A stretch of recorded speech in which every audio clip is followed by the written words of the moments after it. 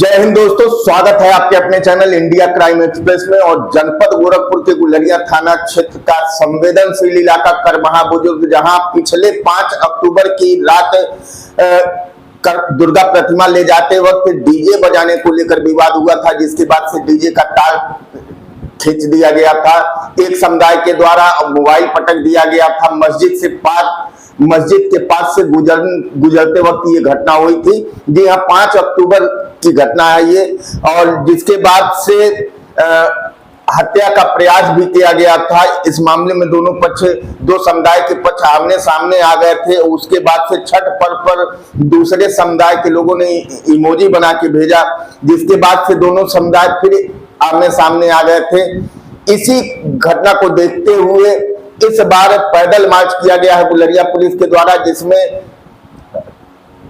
SDM सदर दीपक गुप्ता, क्षेत्राधिकारी गोरखनाथ रवि कुमार सिंह, नायब तहसीलदार आकांक्षा और गुलरिया पुलिस इंस्पेक्टर विजय प्रताप सिंह के साथ मैं फोर्स पैदल मार्च किया गया है। तो ग्राउंड जीरो पर ले चलते हैं और दिखाते हैं पूरी रिपोर्टिंग। कुछ लोग थे, आप तो थे, तो ये हुआ था कि भाई अब तक बहुत बढ़िया है, बस विसर्जन आप लोगों को मन से लग करके लगे कि हाँ आप लोगों ने हम लोगों का साथ दिया, ठीक है ना। पूरा विश्वास है आप लोगों के ऊपर, और लड़के जितने भी हैं वो आप लोगों को रखना है, सब साथ में रख विश्वास से चलिएगा और बढ़िया से होना चाहिए। कहीं भी कुछ बात होगी, हम लोग हैं, जब हम लोग हर चीज के लिए आपके साथ लगे हुए हैं तो आपकी जिम्मेदारी भी है कि हमारा साथ देना, ठीक है ना। कोई बात होती है, हम तो थे बेटा उस दिन बैठे थे। हाँ, तो आप बेटा, आप जिम्मेदारी तुम सौंपे है दोनों पर। कोई भी आदमी उस दिन ऐसा नशा करके, है ना, मिसबिहेव न करे, आराम से लेके जाना, तो फिर बैठक होगी हम लोग। जिम्मेदारी को होगी जब बता दोगे, लेकिन विसर्जन करके बताना सब बढ़िया से हो गया, ठीक है ना। जितने आयोजक हैं सब लोग जिम्मेदारी से रहिएगा, और जो नशा वशा करे बाहर कर दीजिएगा, ठीक है ना। तार हम आदमी रहेंगे, उठाइएगा तो हमारे आदमी रहेंगे। जैसे से बिजली के तार खोल सकते हैं बेटा, तो डंडा रखिएगा, हमारे आदमी रहेंगे, उठवा के निकलवा के, ठीक है ना। 10, 12, 15 तो सभी लोग रखिएगा, ध्यान रखिएगा, कोई भी नशा पाती न करे, यह ध्यान आपको रखना पड़ेगा। अरे ऐसा ले जाइए, इधर लेके निकल जाइएगा। सुनिए, हम लोगों का ये जिम्मेदारी रहती है कि जो आयोजक होता है, तो जब आप विसर्जन कर लेते हैं तो हम आपको श्रेय देते हैं कि आपने अच्छा किया, और खराब भी होता है तो किसको श्रेय जाता है?